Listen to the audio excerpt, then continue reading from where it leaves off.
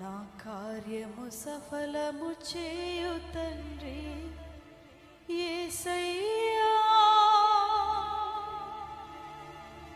నిత్యము నిన్నే స్తుతించెదను సుగుణాకరుడా.